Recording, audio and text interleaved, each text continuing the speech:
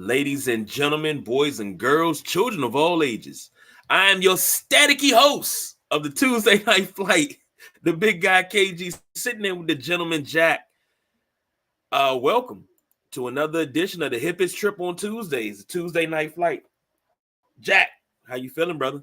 Hey, I'm feeling pretty good, but you're having some difficulties. Yeah, let me fix that. We got the Yes, Midnight sir. Rider joining. All right. So you gentlemen go ahead and take on over. I'll be right back. Give him the whole intro, Midnight Rider. Ladies and gentlemen, welcome to another edition of the Tuesday Night Flight. Grab your boarding passes, get ready to buckle your seatbelts as we take flight into tonight's sports action. We are going to bring you a recap of the NFL. We're going to talk about some champs that were crowned, and we're going to also talk about what else is going on in the sports world today. And with that being said, it's a Sideline Junkies podcast network bringing you the Tuesday Night Flight. I am the Midnight Rider. He's the gentleman Jack. How you feeling, Jack? Nah, little under the weather today, but feeling better than I did this morning. Okay. Yeah. Let's see if I can find the banners here and we get us right on rolling. The WNBA, they crowned their champions, the New York Liberty, an impressive game 5. What were your thoughts, man? Like I said, I did not think it was going to be tight, game 5, but it was. The Lynx were clawing at it, staying in it, went to overtime again. I believe second overtime game of this series. Had a little drama at the end, and Minnesota's coach, she's severely pissed. Foul call late in the game.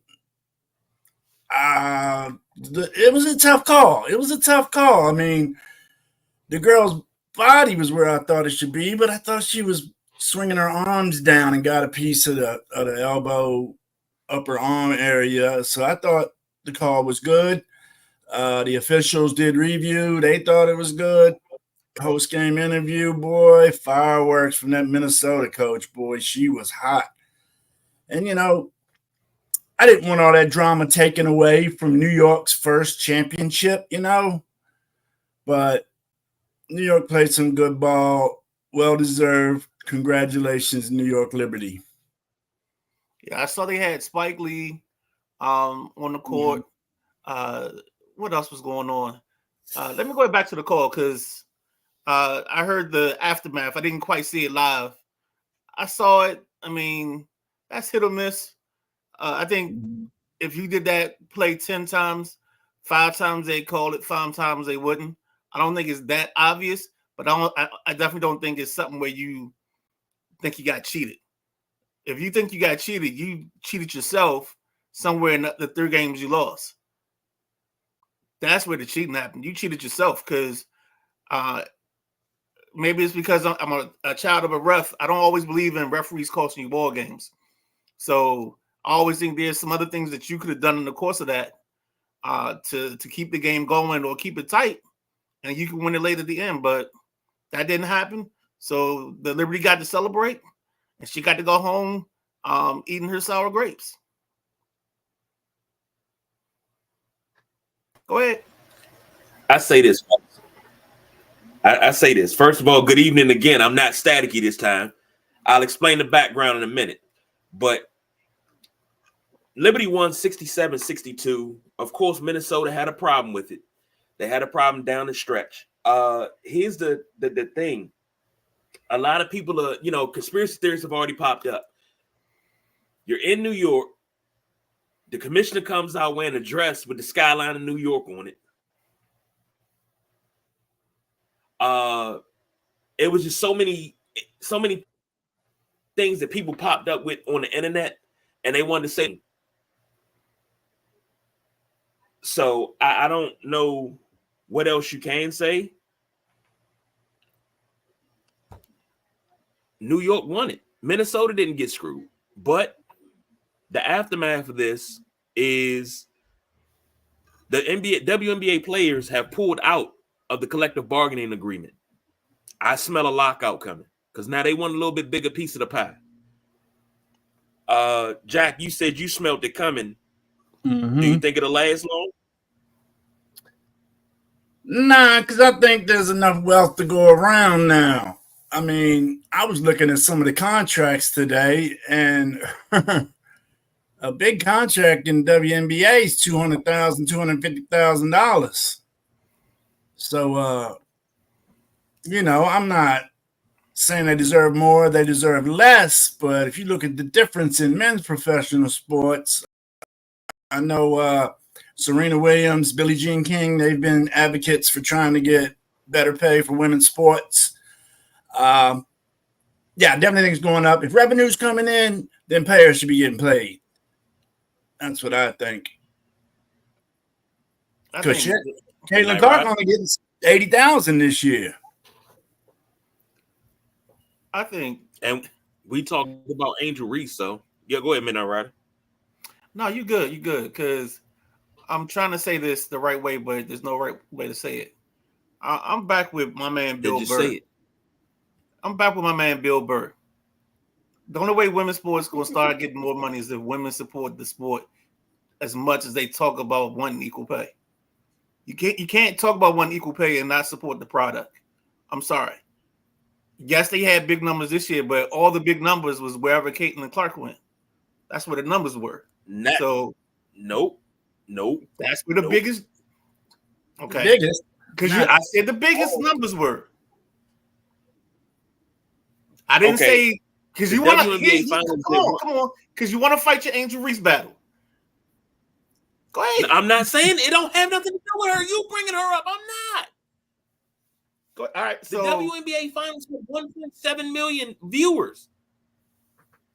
These games, the whole playoffs were in the millions. Without Caitlin Clark, once she got eliminated, that was that. The numbers were still there. 1.7 ain't a big number. And the biggest fear I have is them wanting too much of the apple too soon, and then they lose the league because of it.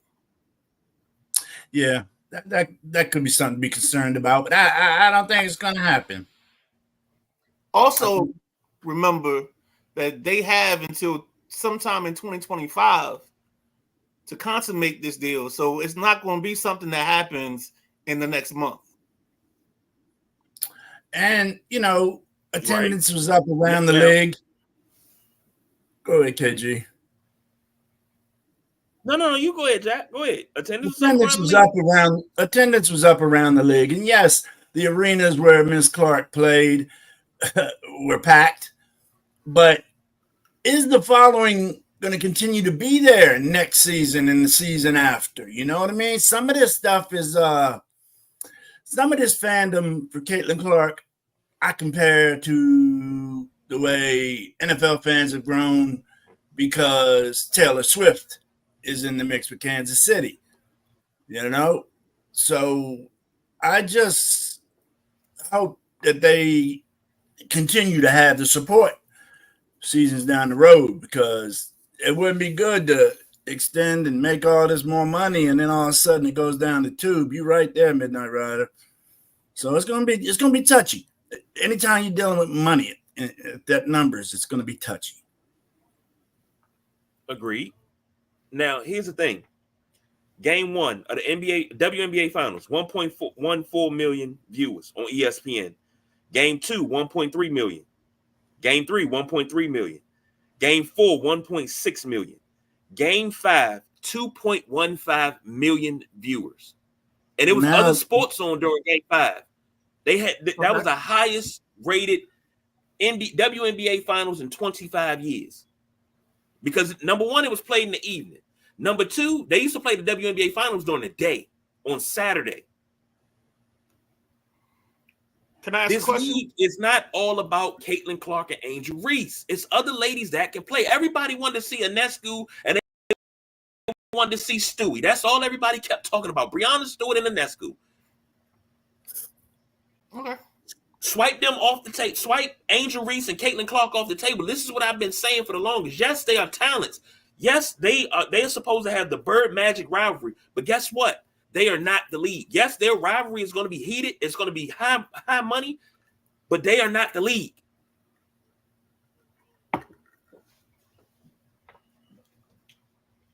Okay. I don't like when you do that, man. Because every time you do, you don't never want to argue, man. You make me madder when you do that. Okay. What the fuck that mean, man? Like, seriously. It mean okay.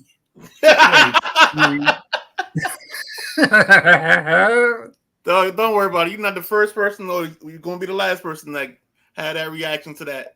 No, I've gotten a couple okays from you in my time too. I know what you mean, KG. I do know what you mean, though, but it means okay. Jack, he been doing this to me for 4 years, man. Actually, probably been a little bit more than 4 years. He been doing it to me for 4 years. I'll say something, and I'm waiting for his response. I'm not trying to poke the bear or anything. I'm just trying to wait for his response because I just made a point to his counterpoint. And I'm waiting for him to say something. Okay. The fuck that mean? I said, Jack, we got so many. It means you don't want to hear your shit no more. That's what I take it as. Jack, we got so many pins on the board because I would say something. He'd be like, okay. It's so much stuff that we done forgot to talk about that he done said okay to. Jesus, man. But congratulations to the Liberty winning it all. First championship in team history. Latest championship in New York. So I know Perry is doing really, really good with that. So shout out to Perry Straight to Tape, which is actually viewing right now. So y'all can dual screen it. Watch us both. Go ahead, Midnight Rider. So the NBA Finals averaged 11.3 viewers. A million? 11.3 million. And what was you talking about? 1.4s and 1.7s? 2.6 Yes. was ours. 271. I'm not saying I'm saying that as their numbers, not compared to the NBA. I'm saying their numbers. They weren't doing those type of numbers last year. They weren't doing those type of numbers year before last. Right. All I'm saying is for people that be asking you, or they make the statement about we got to make the money even, or we got to make the viewership even first. Well, yeah. I mean, but you also got to realize the sponsorship's not there. They don't have the big name sponsors. They don't have the Nikes, the Under Armours, the Reeboks. They don't have all of those sponsors anymore. They don't have that. Those people were gone the first 10 years of the league. They don't have that money back in them anymore. Okay. They got people like Roku and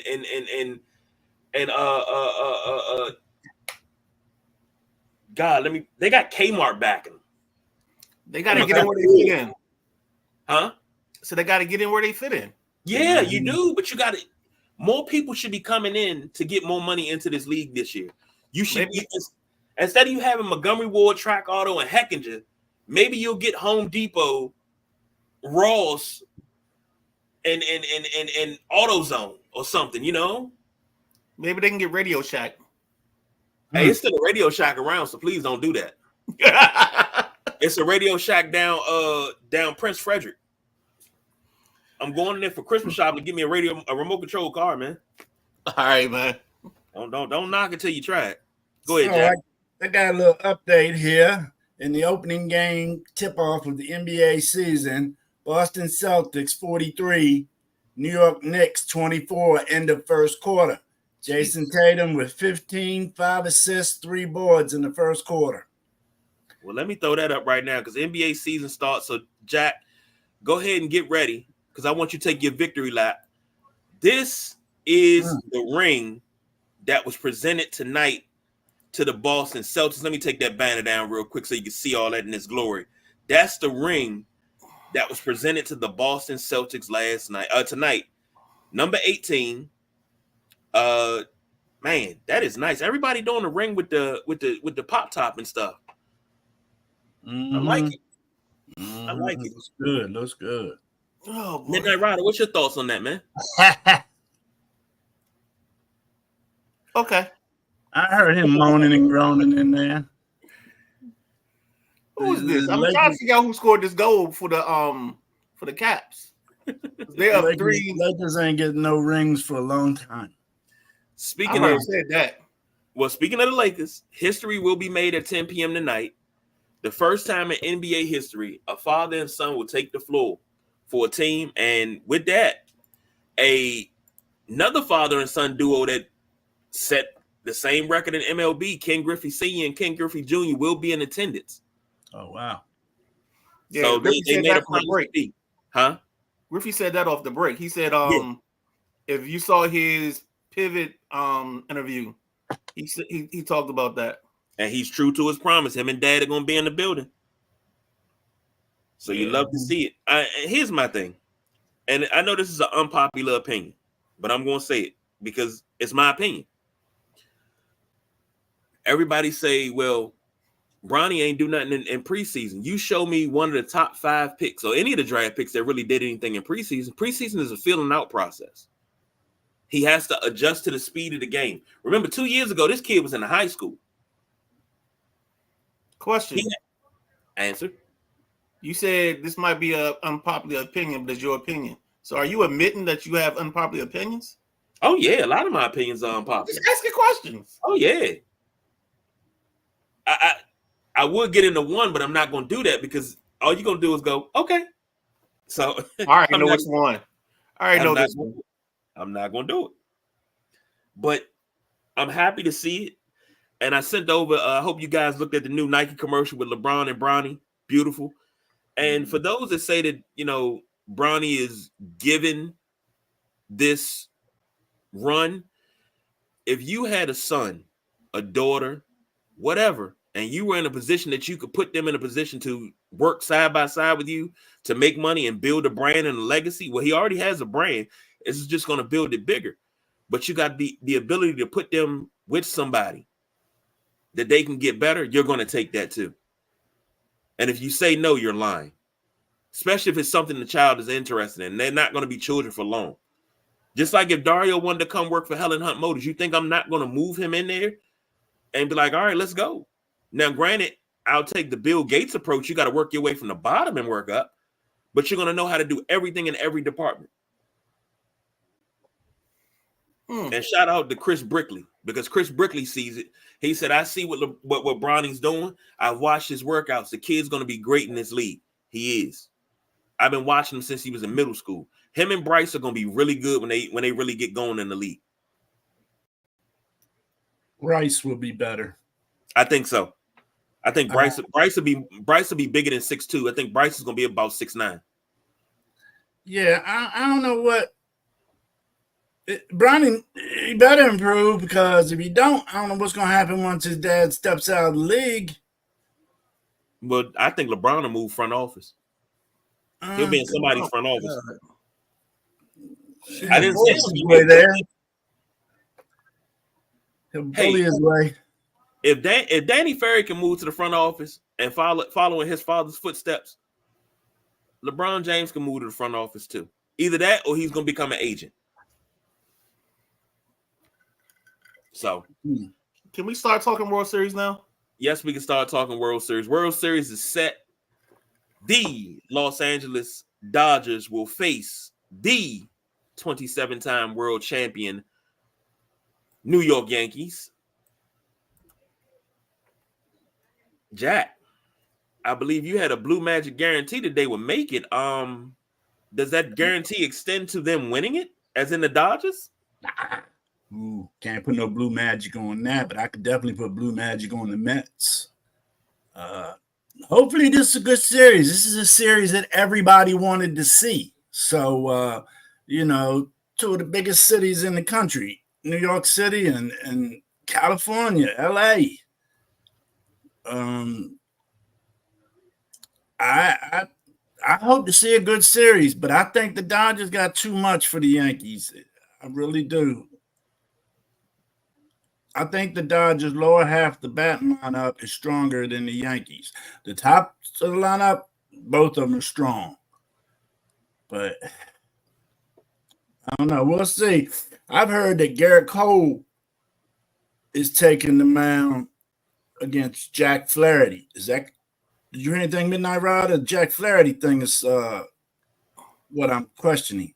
If Flaherty's actually starting game 1. I haven't heard anything yet.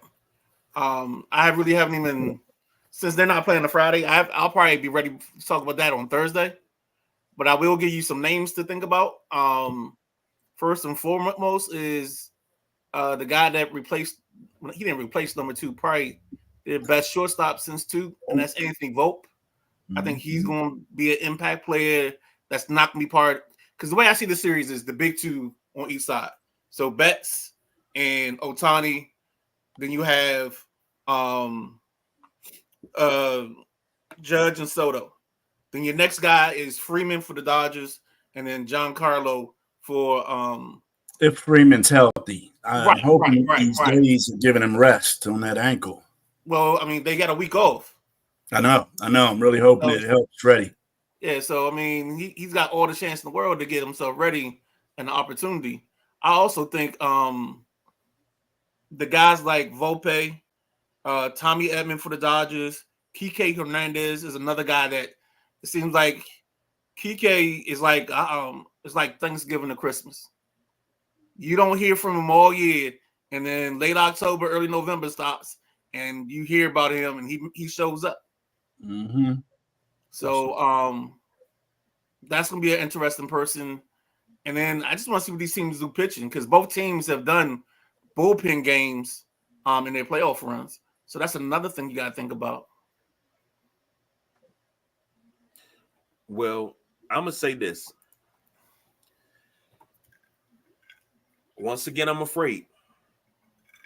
Because of what you name, but this is going to be a great World Series. We haven't had a great World Series probably since the Nationals Astros.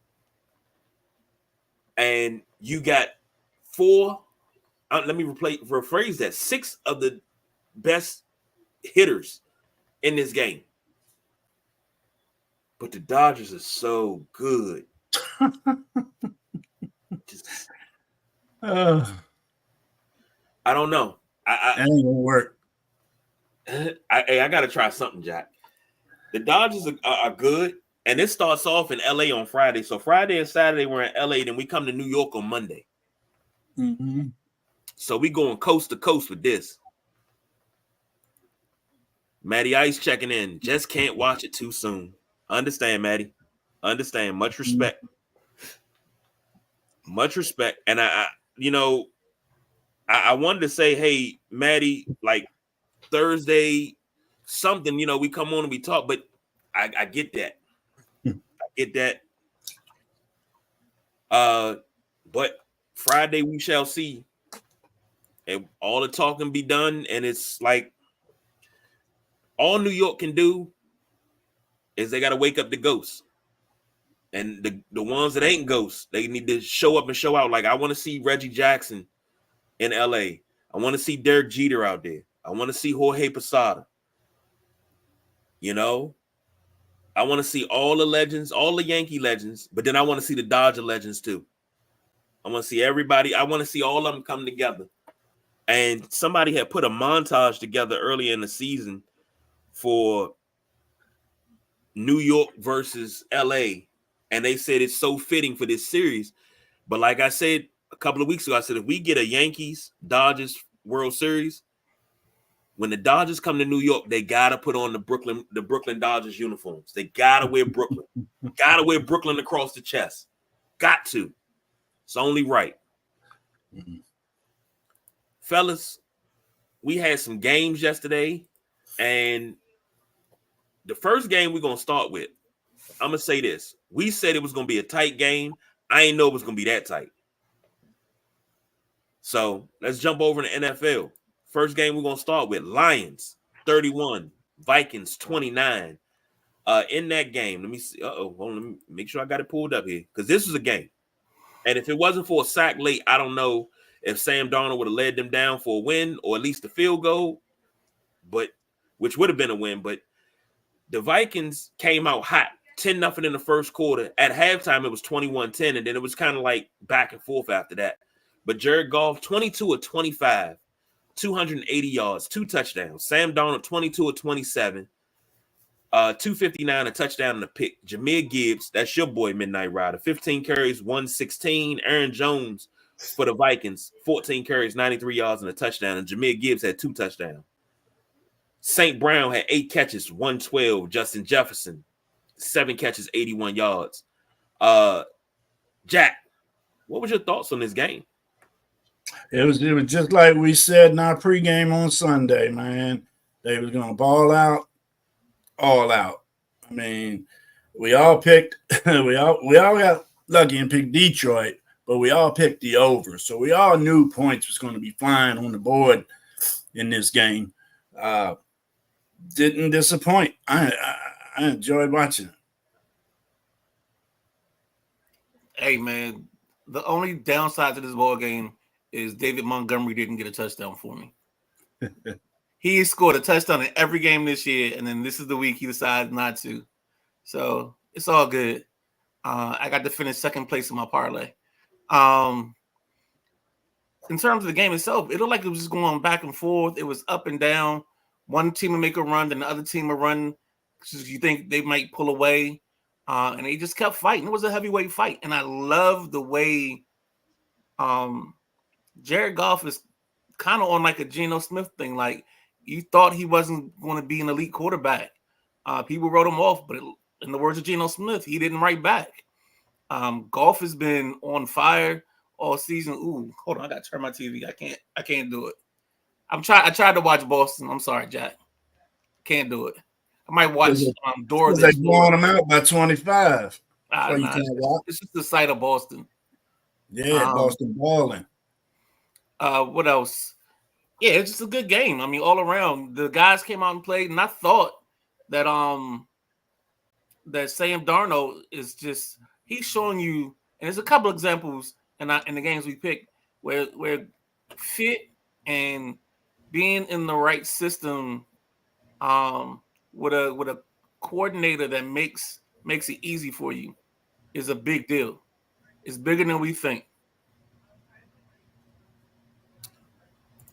Matty Ice said that was a fun football game. I made the Lions my bandwagon team since my team is a complete and utter shitstorm of suckiness. Raiders. 2 questions, fellas. Somebody called Jared Goff the best quarterback in the league? Do you agree with that? No. Lamar Jackson's the best quarterback in this league right now. Makes my heart smile hearing you say that. Thank you. Jack? If we're talking right now, yeah. Yeah, I'm talking right now. At this very moment, in this very ring. I'm talking about one fall. No. Tell me real quick, sidebar. Lillian Garcia, when she introduced the first match, did you say one fall? Yes. Okay. All right, cool. I didn't want to be the only one. No. Second, now back to what we were talking about. I just think I want to take what you did in the past off the table, right? So if we just operated where it was Men in Black and they put that thing in our face and hit the little flashlight, boom, memory's gone. It's a and all you got is the last 7 games or last 6 games. Then yeah, Lamar Jackson's the best quarterback in this league, and he showed you last night. We'll get to that next, but it's a neuralizer. Jack, do you agree with that statement? As much as I hate to agree with it, I do. It's just my dislike for the Baltimore team. But, Lamar's playing the best football at the quarterback position at this moment right now. Yes, week 7. Okay. Yep. Through 7 weeks. Second thing, Justin Jefferson was recreated. The Kevin Garnett, Randy Moss photo shoot. You feeling it, or you could pass on it? I don't really care. No, I hate it.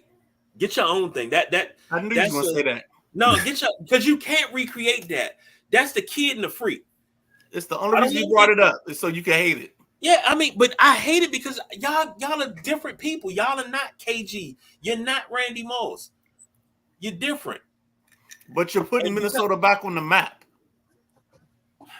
You're giving Minnesota shades of when Minnesota was a good sports city, and I mean by a good sports city, your football team and your basketball team were contenders.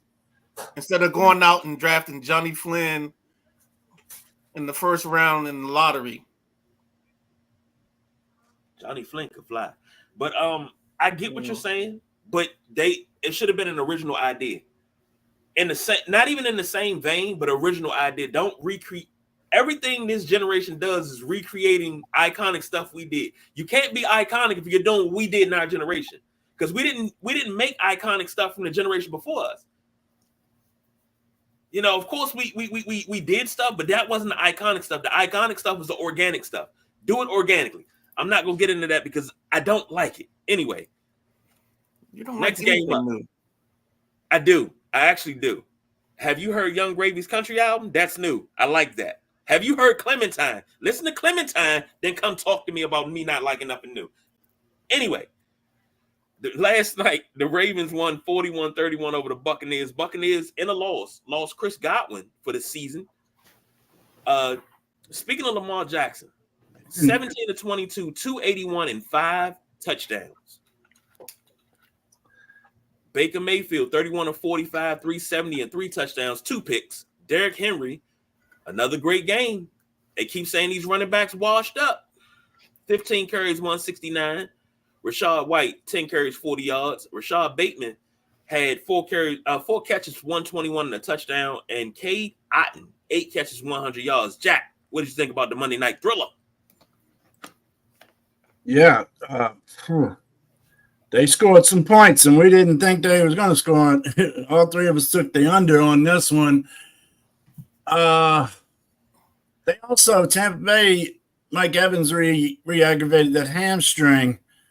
I don't know why the hell they let him go back in the game after he tweaked it on that first touchdown catch he got.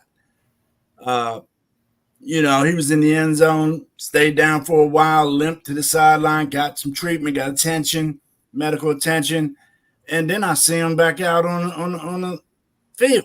It made me no sense why they threw Mike, especially when he's coming back from a hamstring injury and then he aggravates something. And then that long pass to the end zone that he almost came down with, that's where he got tangled up. His legs got tangled up with the defender, and he really aggravated that hamstring. So Mike Evans is down as well as Godwin. So that there can really hurt the Tampa Bay Baker Mayfield offense.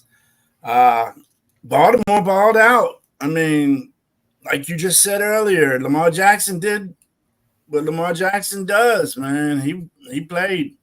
Good job, Baltimore. Hats off. Midnight Rap. Well, you guys know me. I always watch. I try to watch on either Mondays or early morning Tuesdays. I try to watch the Brian Balding Instagram, and he's just been bragging about Lamar Jackson all season.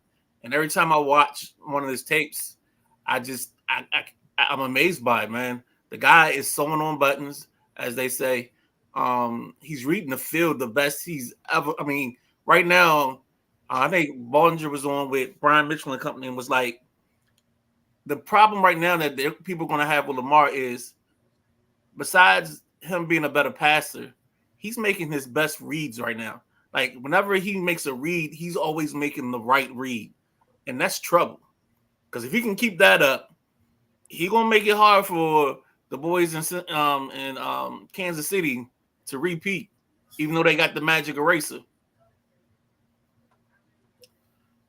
Matty Ice said, I would like to thank Lamar Jackson, who took my close game against Boss BJ to a blowout in our league. And Matty Ice is number 1 in the league overall. The undefeated. 7-0, leading the Marion Barry division.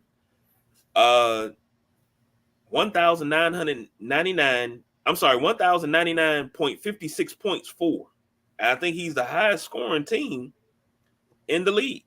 Yes, so, I think I'm second place. I believe you are, Jack. 1,037.41. We got 1 million points this year, Midnight Rider. I got 180-point games, crack me up. Matty Ice said, question, who the hell is playing wide receiver for the Bucks next week? That's what I'd like to know. Jack, you available? I did snag a T-shirt at the homecoming game the other day. Great, you hired. Jack on one side, I'm on the other. Let's go. Still got the hands. Is that Ovi? Jack, you and Matty go head to head this week. Ooh, that's gonna be the game to watch. Well, I didn't see that. Okay. I hope I can get Cooper Kupp back, man. I need some help at wide receiver. Oh, they don't buy this week, I think. That's gonna be the game. Yeah. He's trouble. He's got a hell of a squad. And Matty took me to the woodshed. I ain't even gonna lie about that. Oh, his bench points beat most people. Straight up, he got a squad. Y'all complaining about parity. Next game. You got the Chiefs versus the Niners. Chiefs 28, Niners 18. Chiefs remain undefeated. Patty Mahomes 16 of 27, 154, 2 picks.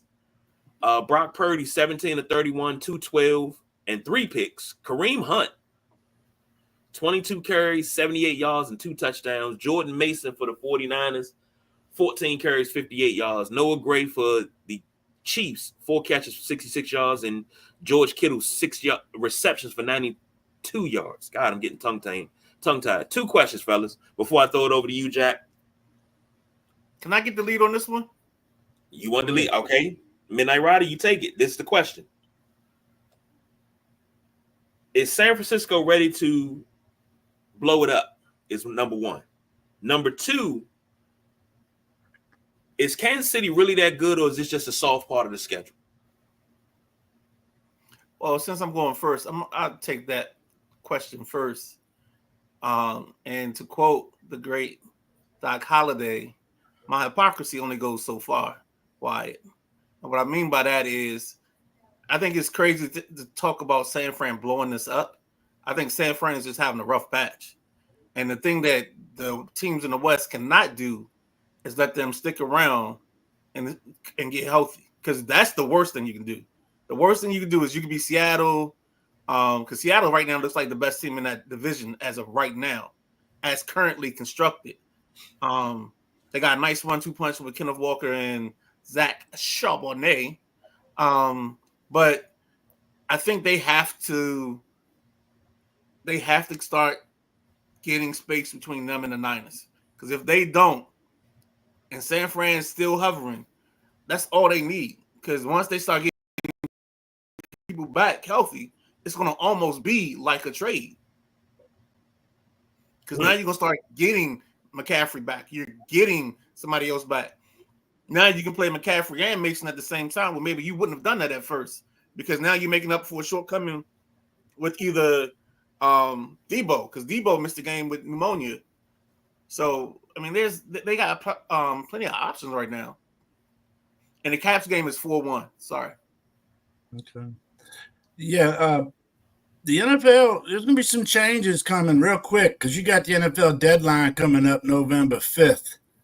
I expect to see players trading teams, bouncing all over this league, hopping flights, hopping buses, whatever they need to get to their new team. I think we're getting ready to see a bunch of trades. I think it's going to start this week and continue in the next week. So Kansas City, in my opinion, is doing what they just doing what they need to do to win.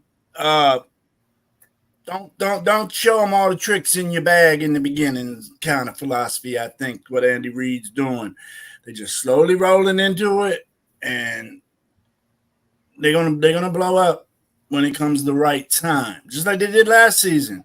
They had a tough first half of the season last year, and then once comes last 2 weeks playoffs, Kansas City was back and ready to handle business. So I don't think Kansas City is where they are just because they're playing soft schedule or anything. And the Niners, they got to find some get right. 3-4 is not a good look on them. And to hear the Seattle Seahawks are leading the division, good Lord, what are we doing here? Drop that in there. For every time you hear the phrase that pays, what are we doing here? And it's organically placed in there. Another quarter goes into the pot. I think we are up to $13.50. Thank you, Jack. Yes, sir. I'm just looking at this. I don't know what to think. I don't know what to make of the Chiefs. I'm gonna steal a line from the Midnight Rider. I don't know what the Chiefs' identity is. Because yes, you have Patrick Mahomes, and no matter what Patrick Mahomes does, it's great. He ran over. Oh, look at Patrick Mahomes trucking players. But if that was anybody else, it'd be like, oh man, he should slide. It's like Patrick Mahomes is praised for doing the most simplest things. Sometimes, like somebody said, well, Jordan Love's picks are costing his team games, but they have a winning record, and the picks are not costing them a game. But Patrick Mahomes, he's a gunslinger, he's a risk taker, he's good for the game. Which one is it? Because both of them had the same amount of picks. So which one is it? Which one's a gunslinger and which one's taking risks? You can't say two quarterbacks doing the same thing are two different things. Yes, you can. So yes, you can. It's kind of like the Brett Favre thing. Brett Favre was always a gunslinger, but it was never, oh, he's taking a risky throw. He's a gunslinger, but you have any other quarterback. If Drew Brees took passes like that, he'd be risky, but he wouldn't be called a gunslinger. See what I'm saying? Well, one of them interceptions, third down, I want to say more than a few yards, and it was a long pass intercepted. So that's kind of similar to a punt. True. But Mahomes, when he did that long run on the sideline there, 30, 40 yards, I thought he pulled a dick move and acting like he was going out of bounds. And the linebacker kind of eased up and went out of bounds, thought with him, and then Patty turned up. If I was that defense, I'd be taking his head off next play. I thought, because, I mean, if you want to protect these quarterbacks and allow them to step out of bounds without being touched, you can't have cats faking going out of bounds and then, pursue for 25 more yards. Proceed, excuse me. I think right now. Did y'all see that play? Yeah, I saw it. Mm-hmm. Here's what I think is going on. I think that Andy Reid has learned some things from Belichick and some things from his past. He knows the goal is just to get there.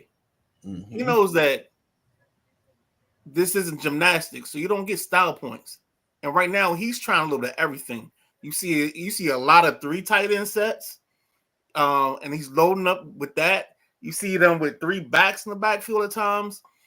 I think right now he's doing enough to get by because he knows he can't put this on the strength of his wide receiving core because they're pretty much non-existent. Like, I don't know if you guys remember back in the day when the Chiefs had that team, and I think one of their wide receivers was Dwayne Bowe. I can't remember the rest of that receiving crew, but they only had 1 touchdown by a wide receiver in a 16-game season. And they definitely have more of that now. But what I'm getting to is I think they're taking their chances. They're developing these young tight ends. So now when it comes later on in the season, we're going to start getting changes. And it's going to start being a thing where now you can depend on that guy where you didn't know if that guy was, going to be available for you. And that's how you make your team better. That's why I always tell people now, and I said it on the show a couple of times, like, it doesn't matter how good you are in September. You got to just make sure you leave yourself some room and put yourself in position because when you hit your stride in November and December, that's when it all changes. I get it. Now, that move that Jack was talking about real quick, they compared that to Kenny Pickett's fake slide that he did at Pittsburgh that they outlawed. And I'm like, okay, I get where you're coming from. Now, what you said, Jack, was true. And it's the same thing with the fake slide. If you look at it unbiased, if a quarterback's going down for a slide, you got to ease up off of him because you can't hit him. But now if he goes down and he comes back up and starts running, and you've already given up on the play, same thing. Patty Mahomes get ready to go out. He slows up to go out. They pull up because you don't want to get the unnecessary roughness call. He turns back inside and keeps running. You know, I get that. That something's got to be done about that. You have to. Hey, when y'all have that play, can you send it to me? Because I thought he was further away from the sideline. He was pretty close, man. Right there. I'll find it and I'll send it to you. Yeah, I think he's a few length away. If you guys don't have it, just remind me, and I'll watch because tonight's my NCAA College Football 25 Gridiron League viewing. So I'm probably gonna watch a couple games from that. I saw some coaches play. So, and then on Saturday, you get to watch the Gridiron, the greatest fictitious sports show in the world. But that's enough plugs for right now. Oh my goodness! I think something needs to be done about it. What you gonna do? You're gonna make it a penalty if a quarterback fake slides or a fake go out of bounds? But it is a penalty. How can you judge that 100% to say that that's what he meant to do? I don't know how they're gonna police that. The fake slide is a penalty. Guys, I think that's the problem the NFL has right now is they have so many rules with so many holes in them that like the tackle on Chris Godwin. I don't know last night when Godwin broke his ankle, was that called a hip tackle? Because if it wasn't, it definitely was. That's what it looked like to me. I don't think it was was like the hip drag tackle. So I mean, like, there's no point in having rules if we haphazardly enforce them. Yeah, there's one that I noted last weekend. The defensive man putting his full body weight on a quarterback. How can you control that? You're tackling a man. You're not dancing with him. You're tackling him. So how can you control where your body weight goes when you're balling out trying to stop a man?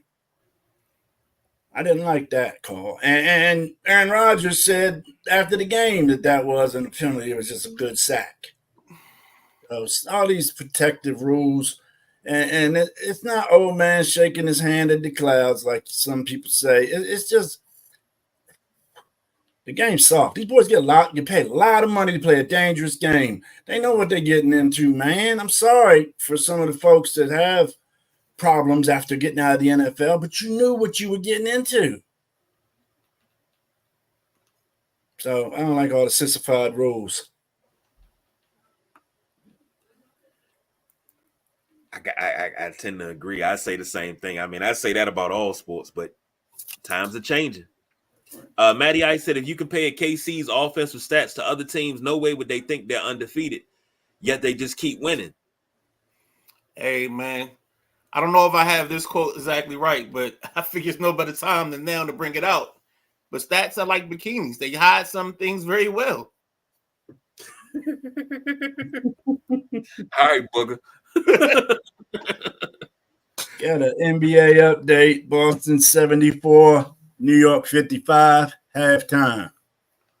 Good grief. That's how we roll.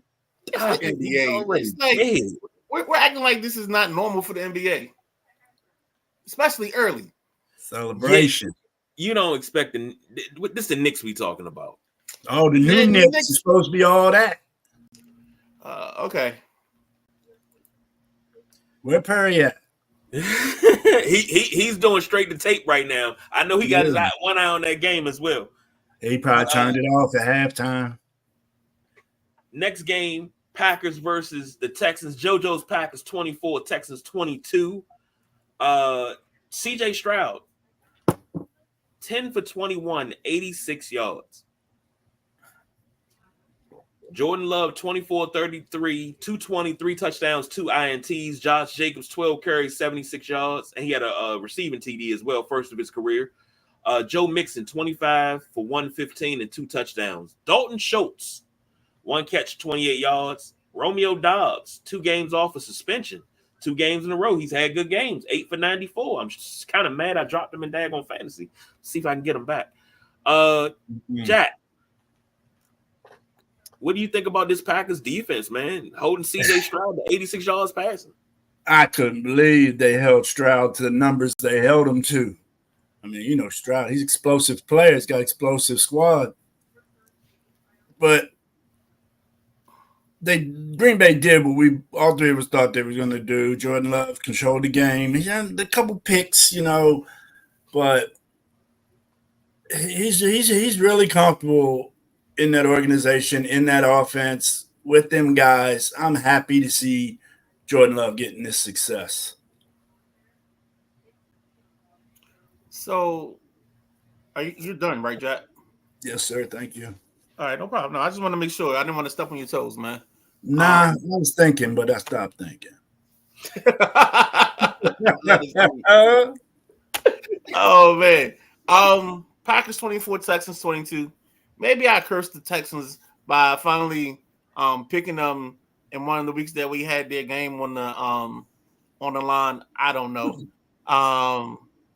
But when I watched this game, because I kind of saw it in the middle of the night, I was watching pieces of it. That damn boss BJ got a point. This Stephon Diggs, Steven Diggs, whatever you want to call him, he's a cancer. Cancer. I would if I'm the Texans, I'm putting him on the first thing smoking if somebody else will take him because he's messing it up. I think he had something like 5 catches for 23 yards with a long of 17. So you got 1 catch for 17 and 4 receptions for 6 yards. What are we doing here? I mean, I'm sorry. That's just crazy. That's just ridiculous. Mixon has proven to be a great runner for them, but I think, with the lack of production from Diggs, you don't have Nico Collins. I mean, I think the Texans got to start looking at some things because I haven't seen the big tight end they got from Dallas. I want to say it's Dalton Schultz. I haven't seen him on the stat line too much. So maybe that's somebody they got to get back invested into. Maybe he's hurt.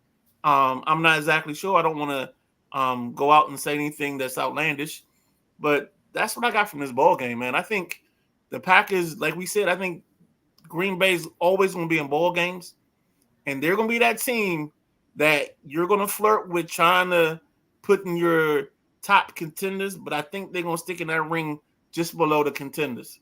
Like, I think they'll be dangerous, but they won't be the elite teams. Packers improved to 5-2. Texans dropped to 5-2. And the Texans don't seem like a 5-2 team losing games like this. But, I mean, they were in this game until the end. So, and Dalton Schultz did play in this game. He played 1 catch, 28 yards. He had he was the receiving leader for the Texans. So, next up. Yeah. Speaking of the boss BJ, his Bills improved to 5-2, beating the 1-4, now 1-5 Tennessee Titans.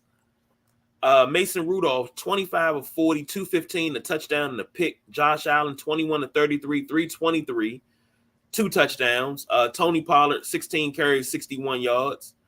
Ray Davis, 5 carries, 41 yards, and a touchdown for the Bills. Keon Coleman, 4 catches, 125. Even Amari Cooper had a catch for a touchdown. Didn't know what play to run, and Keon Coleman told him. And he went and caught his first touchdown as a Bill. Help me out with this one. Okonkwo? You got me. That's the Tennessee Titans tight end, right? Yeah. Yeah, I think it's Okonkwo. Okonkwo. Yeah. Okay, 4 catches, 50 yards. Jack, Bills Titans. What you got there, gentlemen? Well, you know, the Bills did what they're supposed to do when you match up against scrubs. You just ball them out. And Allen gave me what I needed, 302 tutties. That's all I needed from him.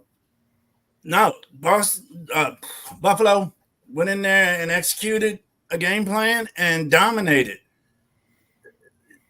Tennessee ain't had nothing going here. And there was a couple games like that yesterday. Even though there was 4 or 5 great games yesterday, every week we're gonna have some horrible mismatch. I mean, I'm surprised this wasn't a bigger spread than 9. Like I say, there's not much to say. Buffalo did what they were supposed to do. We're getting to that point in the season where we know what's good and we know what's bad. And then after you see the rest of them, you kind of know what you have in the mix of that. And as we get moving with this, I think we're going to see a bunch of bad teams play and a bunch of teams starting to hit their stride because they're playing those teams that we have confirmed to be the bad teams of this league. You know, I think Philadelphia gets a nice little stretch the next 4 or 5 games where they might start collecting some W's. I think Cincinnati's at a point in their schedule. So you're going to start seeing some teams catch some W's that they weren't getting before because they weathered the storm and now they're going to start getting on track. And it's going to be interesting how it plays out. I mean, the winner of this game that's coming up, the Chicago and Washington game, that could put a team on a nice run. But back to this Bills-Titans game, I can't say it no better than Jack did. 34-10. I thought Mason Rudolph and company would give them a little bit more of a game, only because I've seen this Bills team kind of leave some teams in ball games, and sometimes they don't. Well, I guess this time they decided not to let this team stick around. They just want to care business, like Jack said. Josh Allen looks happy, man. He looks like he's having a blast because now every time he comes to the huddle, he ain't got who always wanting the football, always wanting to cry, always wanting attention, always wanting it's like almost like Keon Coleman and company are like Suge Knight, that infamous Suge Knight video where he's like, when you don't want your producer dancing in the video, like if you don't want your wide receiver complaining all the time about getting the football, like come over here to Keon Coleman and Amari Cooper and company and have a great time. He looks his best because it doesn't seem like he has to force a ball to make somebody happy. And I feel like CJ Stroud is doing the opposite. He's struggling because he's trying to force feed something that you shouldn't force feed. I'll say this. Looking at this Bills team, I think you're absolutely right. They're a team that is starting to gel. And that's what you want to do. You don't want to peak too early, but you got to hit your peak, but you just don't want to peak too early. You don't want to peak in September, October, and then you hit the fall off in November, December. And, you fall right out the playoffs. We've seen that happen with several teams over the league and some notable teams. They come in and they're riding this high, and then all of a sudden the cold weather hit and they can't win games. They do it every year. But you don't want to go chasing waterfalls. Got to stick to the rivers and the lakes that you used to. There you go. And I'll say this. The Bills can go on a serious run. I think they can run away. I don't think there's a team in the AFC East that can compete with them. Miami's down with no Tua, and they're talking about bringing Tua back next week. No. I sat here on Sunday and I told Dario, Xavier, and Meatloaf, Tua needs to retire. He's not going to. Yeah, he's not going to. I didn't say he was going to, but he needs to. You can't keep having these traumatic brain injuries, which is what concussions are. He's going to need 1 or 2 more before he decides to leave. I'm telling you right now. But 1 or 2 more could have him in an event. I'm going to say a name. And Jack, I know you'll know Jack. And Midnight Rider, you should know too. But those out there that don't know, go look it up. Meldrick Taylor. Of course. I don't want him to wind up like Meldrick Taylor. Meldrick Taylor talked faster than I talk. And I talk pretty fast at times. He talked faster than I talk. But after that last fight where he got punished, where he shouldn't have took that type of punishment, after that fight, he was never the same. I wanted to go back. fighting in bars at that time. Didn't take care of his money, so he was probably street fighting. No offense. I don't know about that. He was top dog. Go ahead, Jack. So KG, you telling me that Meatloaf understood Tua retiring? I mean, Meatloaf looked like to be about 4 years old. Well, she's 3. She 3. She 3. She understood because she was sitting on the sofa between me and Dario, and I was like, "Tua need to retire." She said, "Yeah, you need to go." She was good with it. You think with the medical situation, but when you got a baller, in which I do believe Tua is a gamer, a big time, I want to be in there type guy. I think Tua's going to come back. Oh, he's already. I think they're trying to start him week 8 when they yes, come over. That's what I heard. That's what I heard. So, and then the part that's bugging me, and the only part that bugs me is like he's like poo-pooing the Guardian cap. Like I'd wear 2 of them if I was him. Like don't. Let's not get cocky here, buddy. Yeah. Or I'd have to mandate that he wears whatever the top of the line helmet is. He's got to wear that if he's not going to wear a Guardian cap. But he's going to go out with the sword. Yeah. That's sad in itself. I get it because warrior mentality. I understand. I'm older now, though. Like when he's not. I understand that. Now I say I'm older now because it was a point in time when people about 12 years ago they were talking about how RG3 was so selfish. I was like, that's warrior mentality. You want to be in there. That's fear. No, that was fear. That wasn't warrior. I'm sorry. I watched. Maybe it's 10 years of being away from it, but I watched that Baltimore game. That wasn't warrior. That was I can't let this dude play because I fear for my job. That's what that was. That too, but because he came back in that Baltimore game, he went out after the hit on Nada. He tried to come back in, had to leave. Tried to come back again, had to leave. They sat him against the Browns, which is a win, and that's the game. Where we have the infamous backstory now where Snyder walks into the locker room, goes straight past Kirk, and goes to RG3 and says, you're still my guy, and blah, blah, blah. So and then even if you go to that Seattle game when he told Trent, don't say nothing, I heard a pop. But he never said that to anybody else, or he never said, hey, I heard a pop. So he let Shanahan get lambasted for not protecting him. Yeah. So that's 2 things I had a problem with in that scenario. No, I'm talking about when he came back after the Cleveland game. And I was like, yeah, he's playing on one leg. He shouldn't be. But he's the type of person you got to rip his heart out to get him to stop. But now I'm older. I'm 12 years older now. I understand what that type of stuff does to the body. So I'm going to tell a young puppy, hey, man, you need to sit down. Because if you go back to that Seattle game, what were we up? I think we lost that game, 17-14? We were up 14-0. All right. If he would have went out after that last touchdown and let Kirk take over right then and there, we would have went on. We would have kept rolling. He would have never got hurt. He would have never got hurt to the point that he was hurt when he twisted his knee. You would have just let Kirk keep rolling. But they already had the momentum by the time Kirk came in. He should have sat his ass down.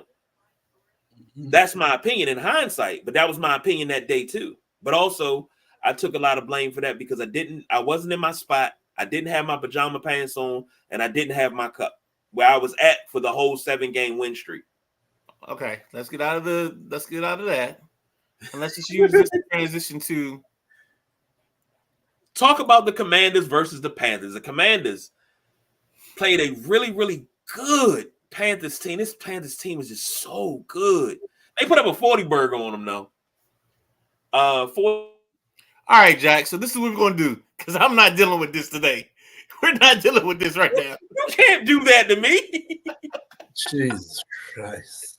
You can't do that to me. I think that's the first, man. Did you mute him? Yeah, you muted me. Yeah, we don't want to hear that.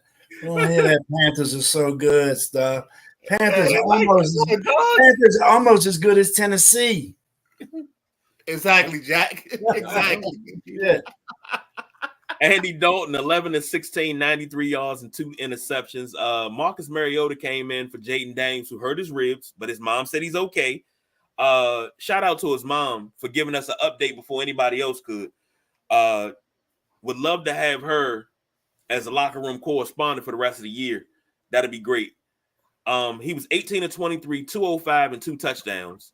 Chuba Hubbard, 17 carries, 52 yards and a touchdown. He got the garbage touchdown in the fourth quarter.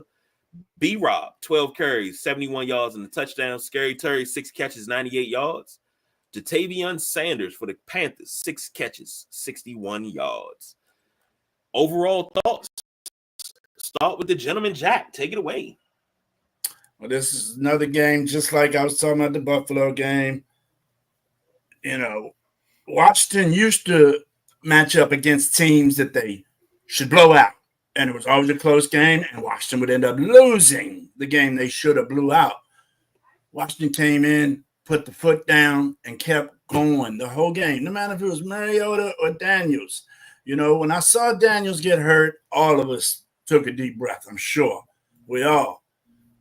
And then I saw him slam his helmet on the sidelines. I said, oh, man, it's something bad.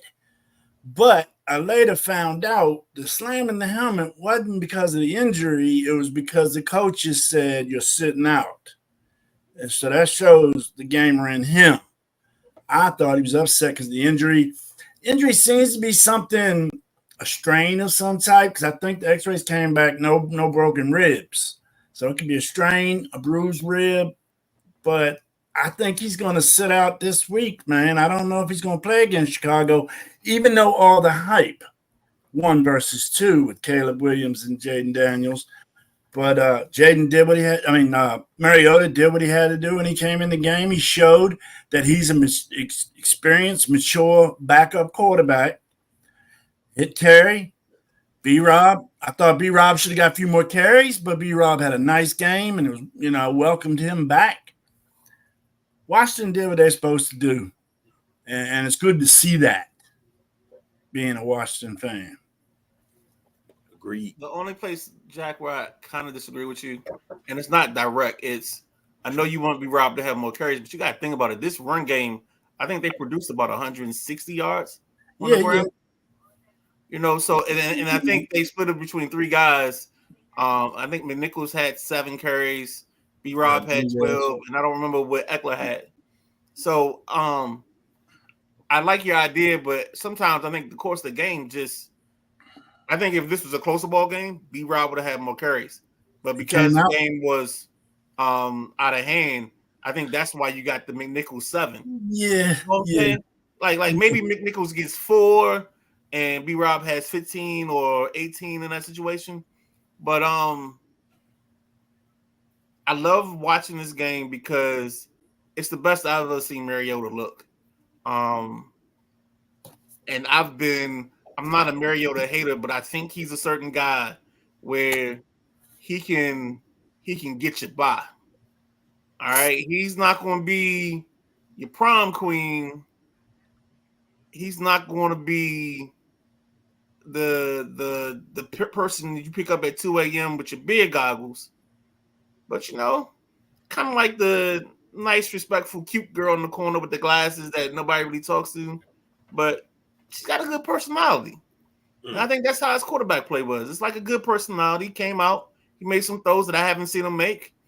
I think he took care of some things for the Commanders, and I think he gave you something to grow on. Because now if he can hold you down for 2 or 3 ball games, maybe you go 1-1 in the next 2. You're still at 6-3. You're still in prime position. But I really would like to see them take their time with Jaden on this. I know he's going to want to be a gamer. I know he's going to want to play. but sometimes you gotta do things on their behalf, on behalf of the athlete to protect them from themselves. And I think this would be a great time to do it. Talking about numbers, and I'd have to double check this, but I think Brian Baldinger, give him another shout out, said that like on 17 carries, 7 of Chuba Hubbard or Hubble Bubble, whatever you want to call the boy, 7 of his carries were for like 1 yard or less. That's crazy. And there's a great breakdown of watching the way our defense played the gaps in this ball game. Shout out to Luvu, shout out to Wagner, the young D linemen. They were definitely focused on stopping the run, and it showed. And I keep telling y'all, man, they so close to putting together more performances like this than what we started the season with. I'm gonna get to these comments and I'll give my thoughts. James says Adam Peters is the best pickup in years. He is a made man as far as I'm concerned. Damn. So if he's a made man, will he be Billy Bats made? Is that my man that says go get the shoe shine box? Yeah, go get your fucking shoe. We on the same court. And James says all the Madden GMs sit down. He says, "Dear Santa, Max Crosby." That's it. Ooh, that'd be nice. I think. Let me just interject real quick because I know you got a couple more comments. Only thing I want to say, I don't care about getting names right now. I think you're getting the best Dante Fowler that Dante Fowler has been in a long time. Like he ain't been this good since the University of Florida, where his defensive coordinator's name was Dan Quinn. So, then he played at a little place called Atlanta, where his defensive coordinator's name was Dan Quinn. He also played in Dallas, and his defensive coordinator's name was Dan Quinn. He's here in Washington, and his head coach's name is Dan Quinn. But I think this team's gonna be very prudent on their picks because let's look back at the 2024 draft that we just had. Your first pick's Jaden, doing pretty good. You know, he's a decent quarterback. You know, 2, you got Newton, who's starting to come into his own. You draft the kid Sam Steele, who somehow is playing he's playing outside corner and he's an inside corner. He's actually doing a pretty decent job. You got your kid Coleman giving you solid stuff as a left tackle, even though he's only playing 49% of the snaps. Giving you good line play. And he's a 3rd rounder. You got Sennett, who got his first touchdown of the season, and target. So his first target, his first catch, and his first touchdown, all in the same play. I mean, you had John Baptiste giving you options. So I don't see this group. I say I took a very long way. I did circumnavigate the globe to get to this point, so I apologize for that. But when I think about this team, I think they're going to be very selective in the picks they give up because they do so much with the picks they have. I think they're going to buy you going to get a Crosby if you don't have more years on the other side. I don't see the reason why you go get a Crosby. Yeah, they don't need loaners. I mean, I definitely think they're going to add 2 pieces. I think they're going to add 2 pieces before the trade deadline. I heard them talking about that boy Khalil Mack. Well, that trade's 10 years too late. We wanted him back when he was left Chicago. Shit, we should have got him then, but Danny Snyder messed that up. I think they're going to add 2 pieces. I think it's going to be one on the defensive side and possibly one on the offensive side, but I wouldn't be surprised if both ads were on the defensive side. Maybe D-line and cornerback. I'm gonna respectfully disagree. Sure, we'll see. And I think one reason I say that is because wide receiver to me was a need early, but I think Noah Brown, the pass interference god,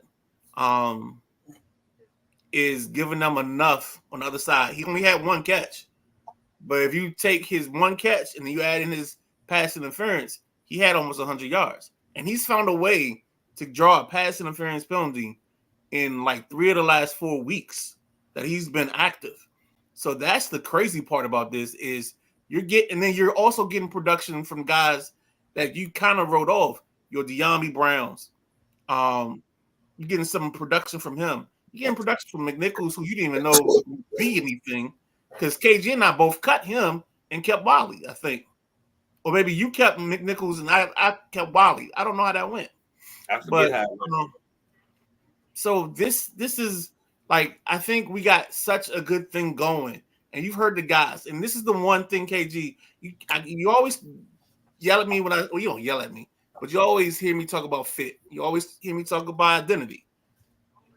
And if you listen to these players, like go listen to a Dan Quinn press conference, right?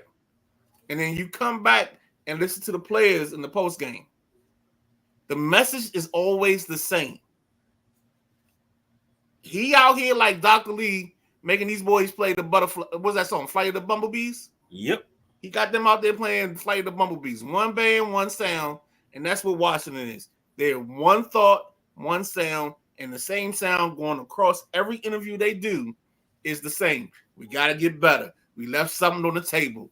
All we can do is this week. Each week we're trying to get better. It's all talking points. We can do a bingo game, and I guarantee you can yell bingo because the whole plate's going to be full by the time you finish. I'll say this. Before I get to these comments, let me say this. I looked at this game, and I'm being honest, all jokes aside, I saw a complete team. I saw a team that was willing to go out and be up by 4 scores and still hitting like they were down. Loved it. What I didn't like was what was said after the game, and I said this to you guys. It was said this morning. Chicago fans, it's a Chicago podcaster who I won't name because I didn't even bother to learn the guy's name. But he said that he wanted to knock Jaden Daniels out of next week's game. He don't want to. I don't want to do it dirty. I just want to knock him out of the game, hit him on the ribs or something, but knock him out of the game because that's the only way we got to win this ball game. Now, here's my thing. I don't know what's going on in Chicago that y'all don't like y'all draft pick that much because y'all cry if he don't get Rookie of the Week in a loss. You cry if Jaden gets it. You cry if Jaden has a better game. Be happy with who you picked. Y'all picked who you wanted. Granted, we're flourishing right now. Don't get mad at us because we're flourishing. But this fan base of Chicago Bears fans, it's a small little group of them. They've been attacking the Washington fan base. And y'all got to come to D.C., man. Y'all got to come to D.C. We like to give our old-fashioned ass one. We like to take your hat, your coat, and your shoes and make you walk home. Mm-hmm. Can I interject here? Yes. You interject, then I interject. Because he about to be real liberal and you know, tell me I'm being childish. But go ahead. No, dog. I'm gonna tell you real quick. Okay. That's some bullshit. He's saying anything that every dude thinks about. This is why Brian Mitchell didn't want his name on injury reports. This is why I had a buddy that didn't play basketball against us when we were playing pickup ball because he had a foot injury. And he knew I was going to step on his foot at least once or twice. It's what you do. I had a bad shoulder. My boys set picks on both sides of my shoulders because they couldn't remember which one was the shoulder that was bad. And then once they figured it out, every pick was on that side. So that's dudes playing pickup. And you telling me people playing ball for money? What we doing here? Just man, if you don't tell Johnny to sweep the leg, I don't know what's going on here. Sweep the leg, Johnny. Sweep the leg. Sweep it. We got a comment from a new name I haven't seen, Big D. What's up, Big D? They're saying they're projected to have 70 mil. I think he's saying Washington's projected to have 70 mil next season's cap. I think they are not trading for anybody right now, is what I think it says. Yeah. They got 120 million in cap next year. Well, actually, don't stick to those numbers because the the cap rolls, so you can't always, even what the projected is, there's always things that pop out or have to come out of that. It's more And than if 7. if you add players, that's another thing that's going to affect that number.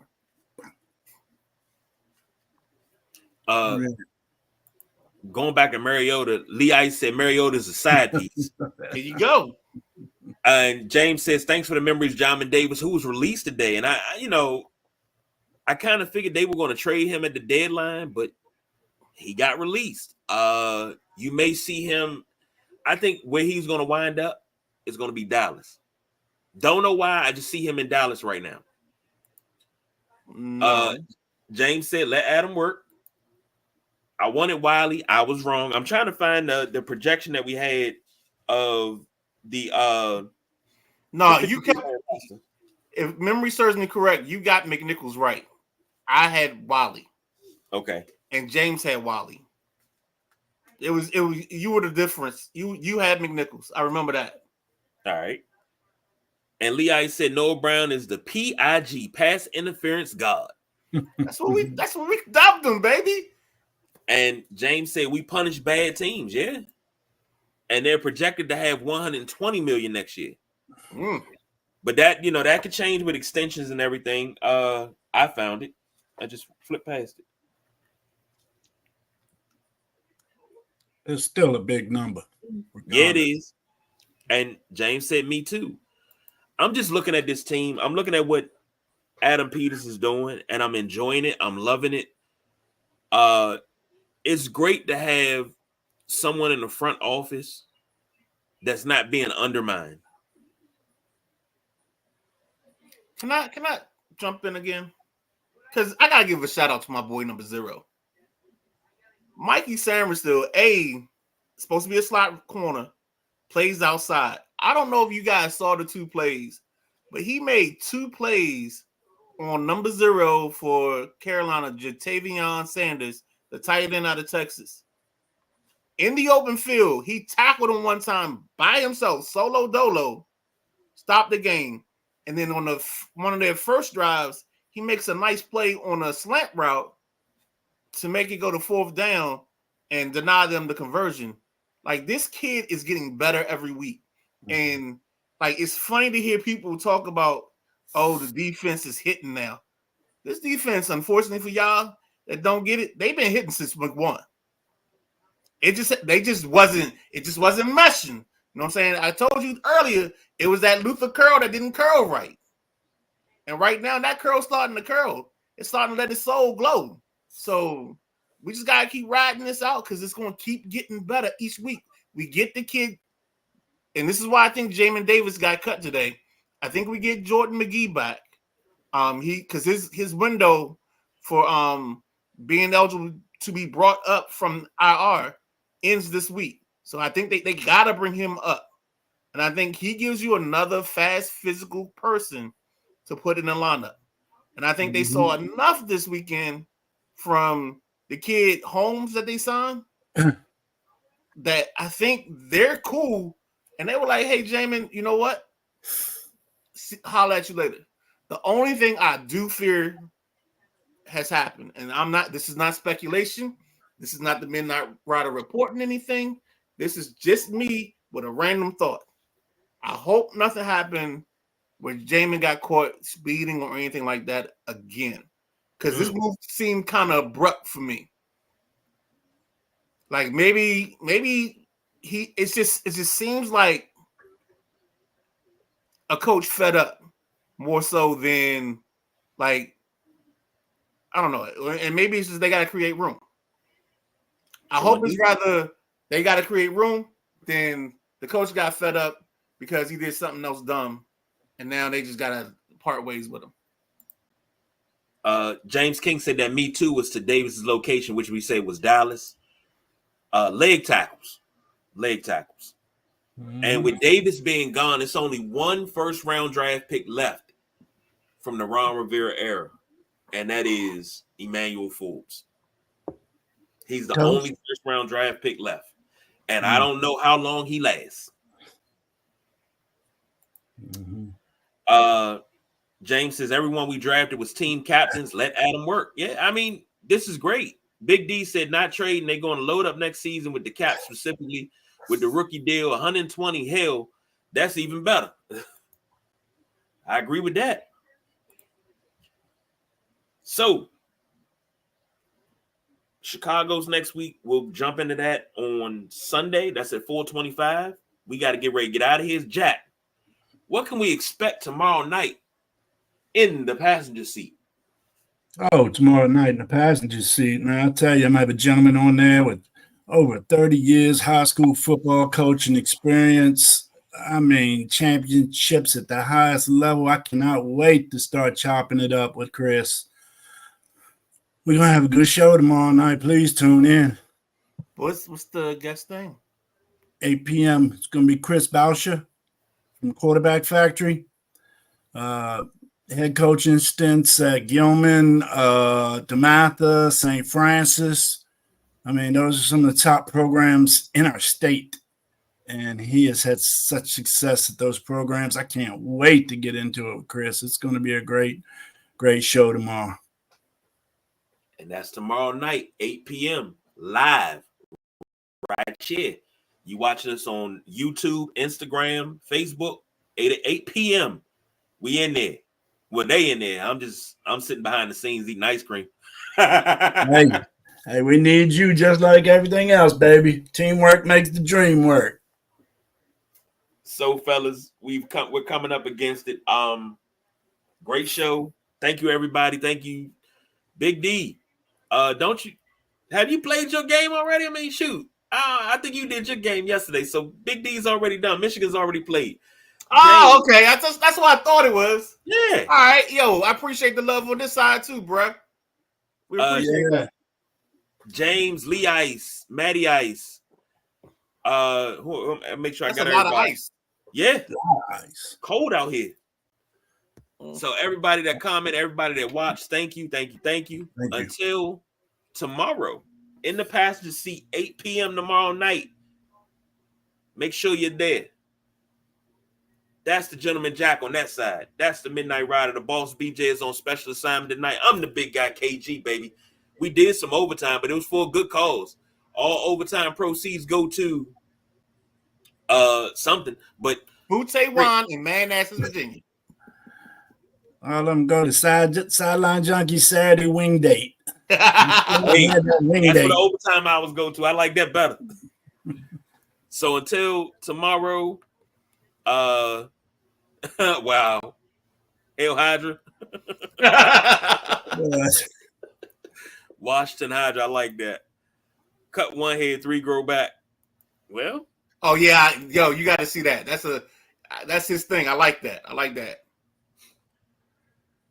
All right, we'll talk about that. But until tomorrow, we're the Sideline Junkies, and we are out of here.